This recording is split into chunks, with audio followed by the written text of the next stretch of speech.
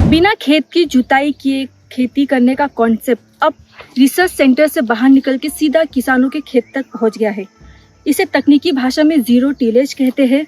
आमतौर पे लोगों को यकीन नहीं होता है कि बिना जुताई किए भी खेती की जा सकती है, लेकिन ऐसा मुमकिन कर दिखाया है पुणे जिले के रहने वाले युवा किसान किरण यादव ने। किस तरीके से उन्होंने इसकी शुरुआत की और क्या क्या प्रोसेस होते हैं, इसी पे ज़्यादा बातचीत करने के लिए खुद हमारे साथ युवा किसान किरण यादव, हम उनसे जानने की कोशिश करेंगे कि आखिर जीरो टेलर क्या फार्मिंग है, कैसे इसकी शुरुआत की उन्होंने। आपका किसान तक पे स्वागत है। नमस्कार मैडम। आपसे मैं जानना चाहूँगी, जिस तरह से जीरो टेलर्स कहा जाता है फार्मिंग पे, जो कि बिना खेत की जुताई किए होता है, इसकी शुरुआत कैसे की आपने और इस फार्मिंग का क्या प्रोसेस है, थोड़ा आप डिटेल में बताइए। अभी हम जिस फार्म पे खड़े हैं वो फार्म मैंने लगभग 5 साल पहले इसमें एक ही बार हल चलाया है, उसके बाद अभी तक हल नहीं चलाया है। हमारे गुरुजी है, गुरुवर्य है कृषि रत्न कृषि भूषण चंद्रशेखर दादा भरसावले, उन्होंने टेक्निक हमारे फार्मर्स लोगों तक पहुंचाई। उस तरीके से ही मैं फार्मिंग कर रहा हूँ। इसमें दरअसल हम जब शुरुआत करते हैं तो एक ही बार उसको हल जोताई करते हैं, उसमें रोटावेटर डालते हैं और आप देख रहे हैं ऐसे 4.5 फीट अंतर के राइस बेड तैयार कर देते हैं।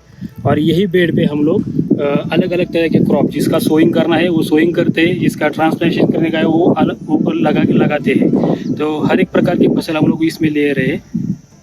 और मैं आपसे ये जानना चाहूँगी, आप कितने साल से ये कर रहे हैं? ये ज़मीन मैंने 5 साल से नहीं हल चलाया। इसमें हम लोग जिधर खड़े हैं तो 5 साल पहले से मैंने ये इस प्रकार का खेती करने का शुरुआत किया। इसके फायदे बहुत सारे हैं, तो मैं आपको बताना चाहूँगा। ये अपना का ओनियन का खेत है। इसके पहले हमने खरीफ में पिछले साल धान का खेती किया था। आप देख सकते हैं यहाँ पे ये धान का जड़ है,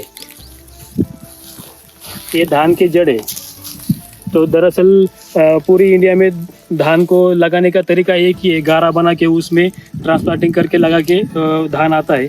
तो हम लोग ऐसा नहीं करते, हम लोग पडलिंग नहीं करते। हम लोग सीधा इसका धान का सीड का सोइंग कर देते हैं। 25 बाई 25 सेंटीमीटर की दूरी एक दूसरे से बनाए रखते हैं।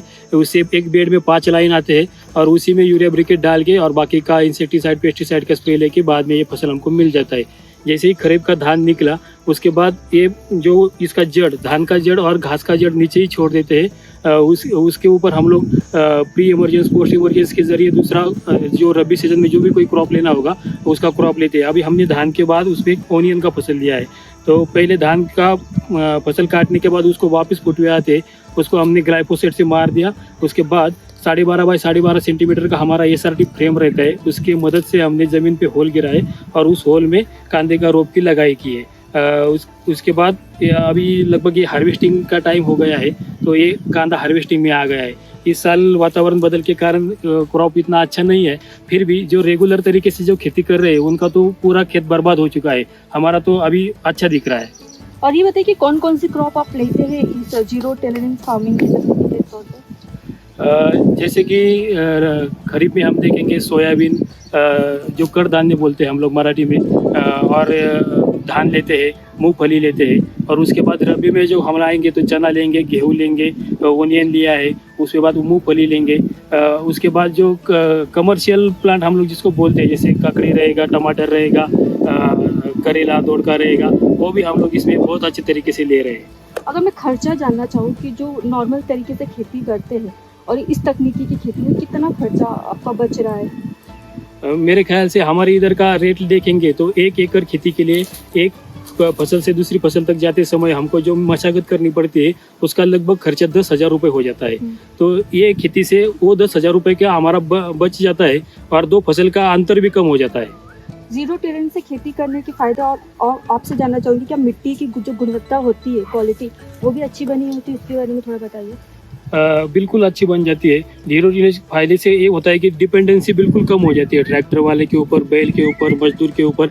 जितना हमें रेगुलर फार्मिंग में डिपेंड रहना पड़ता है वो डिपेंडेंसी कम हो जाती है। उसमें लागत कम हो जाती है, मशागत एकदम जीरो हो जाती है, शुरुआती मशागत जो हम लोग करते हैं। और मानसिक और शारीरिक त्रास जो होता है हमको खेती करते समय वो भी कम हो जाता है। उसके बावजूद फसल अच्छी आती है। यील्ड जो होता है वो रिकॉर्ड ब्रेक ले रहे हैं हम लोग। जो भी हमारा स्टेट लेवल का रिकॉर्ड होता है उसको हम ब्रेक कर रहे हैं। जैसे कि मूंगफली में मैंने खुद रिकॉर्ड ब्रेक किया है, नेशनल रिकॉर्ड है 30 क्विंटल सूखी सेक का, वो मैंने ब्रेक किया है।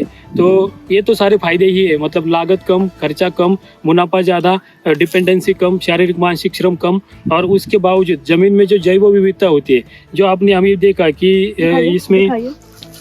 ये जो बायोमास हम इधर छोड़ जाते हैं, इसके वजह से इधर केचुए आ जाते हैं, गांडू आ जाते हैं, जो कि 12 महीने 24 घंटे हमारे लिए ज़मीन नरम करते रहते हैं। अभी देखिएगा, ये 5 साल हुआ ज़मीन है जिसमें हमने कुछ भी हल नहीं चलाया है। आप सोच पाएंगे कितना फटाफट मिट्टी निकलेगा ये ज़मीन में, एक भी हल नहीं चला, फिर भी इतना मिट्टी अच्छा आ रहा है इसका। मतलब ये जो मिट्टी हम देख रहे हैं 5 साल से है। इसको पहले यह कड़क था, हाँ। धीरे धीरे जैसे जैसे इसमें बायोमास आ गया और फसल का और घास का इधर ही हो गया, तो निपटारा इधर ही हो गया जमीन लेवल पे, और केचुए आ गए तो जमीन का क्वालिटी सुधारने लगा।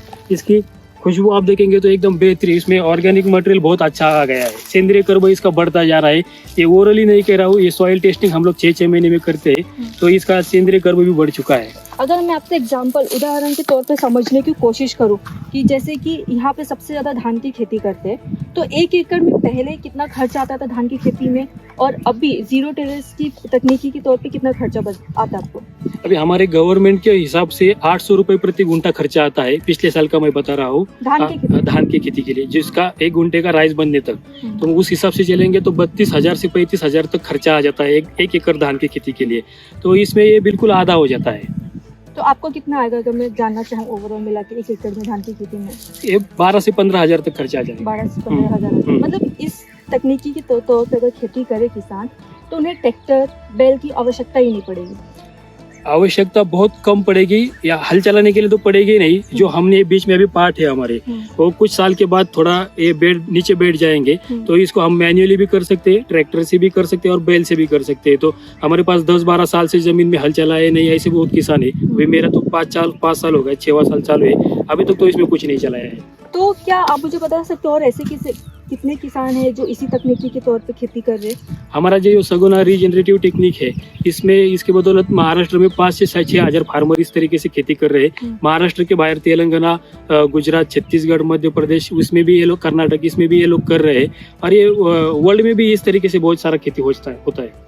तो पुणे जिले में भी ऐसे कितने किसान हैं आप आप कर रहे हैं? 5,000 में से मैक्सिमम फार्मर्स तो पुणे जिले में रहेंगे। पुणे जिले के ये काफी पहले से ही कर रहे हैं? कुछ लोग अभी नए हैं, ये 5,000 पहले से, पुराने मेंबर्स देखेंगे तो लगभग 1,000 में रहेंगे, 500-1,000 तक रहेंगे। जैसे कि हमने जाना है कि रिसर्च सेंटर पे भी इस पे रिसर्च चल रहा है, जीरो टेरेनेंस फार्मिंग जो करते हैं, तो आप पहले ही जान चुके थे इस तकनीकी को? जी, अभी हमारे पास बहुत सारे रिसर्च सेंटर्स के लोग आते हैं, जैसे कि दिल्ली पोसा के आते हैं, राष्ट्रीय धान संशोधन केंद्र है कटक का, उधर के आते हैं, या NISM के लोग आते हैं, KV के कृषि विज्ञान केंद्र के लोग आते हैं। तो ये बताने के लिए आते हैं कि इस तरह का खेती करो, लेकिन ये इधर आके चौंक जाते हैं कि ये फार्मर तो पहले से ही कर रहे हैं। यही मैं आपसे पूछना चाहती हूँ कि फार्मर पहले 5-6 साल से ही इसकी शुरुआत कर चुके हैं। हाँ, वो बिल्कुल।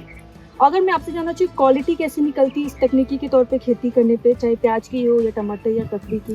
मैंने पहले तो फायदे बता दिए SRT के क्या होते हैं। इसमें यील्ड तो बढ़ता ही है, और उसके साथ ये एक जरूरी फायदा होता है कि यील्ड का क्वालिटी जो है वो बहुत बेहतरीन हो जाता है। और जो उसका हम अब टेस्ट करके देखेंगे तो हमको समझ में आता है कि इसका कुछ रेगुलर फार्मिंग के अलावा ये इसका SRT का फसल देखेंगे तो उसका क्वालिटी बहुत अच्छा रहता है। अभी मैं आपको दिखाना चाहूँगा, ये जो ओनियन है,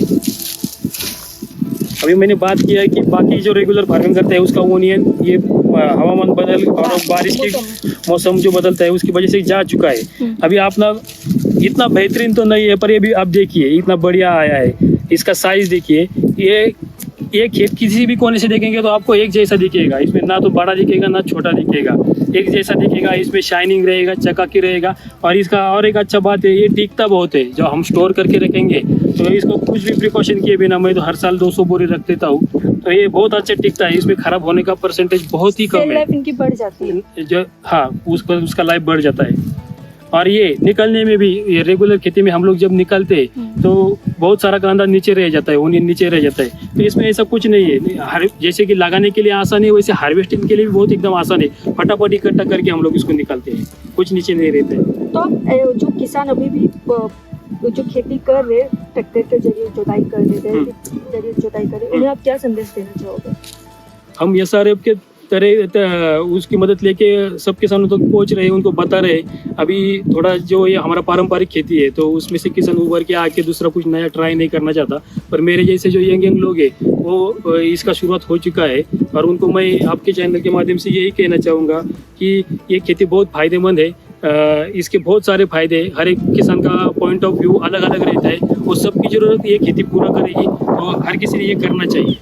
यानी कि जीरो टिलेज फार्मिंग करे किसान तो वो मुनाफा ही मुनाफा है। उसमें मुनाफा ही मुनाफा है, उसमें फ़ायदा है, उसमें ज़मीन का जैव विविधता बढ़ता है, उसका आरोग्य बढ़ता है। और उसके मैंने एक बात बताना भूल गया, इसमें कार्बन का स्थिरीकरण हो जाता है ज़मीन में, जो कि अभी के चलते ज़माने में बहुत अहम बात है। बहुत बहुत शुक्रिया हमसे बात करने के लिए। जिस तरीके से आपने सुना, किसान का कहना है कि अगर जीरो टिलेज की तरह किसान अगर फार्मिंग करते हैं उन्हें कितना मुनाफा होता है। मिट्टी की गुणवत्ता तो बनी ही रहती, साथ ही साथ उन्हें कम लागत कम खर्चे में अच्छी उपज और अच्छा उत्पादन भी मिलता है। ऐसी और खबर को देखने के लिए जुड़े रहिए किसान तक के साथ। हमसे है दुनिया, हमें कुछ करके दिखाना है। मिट्टी मेरी, सेहत मेरी, खेती का नया जमाना है। किसान तक खाना है तो उगाना है।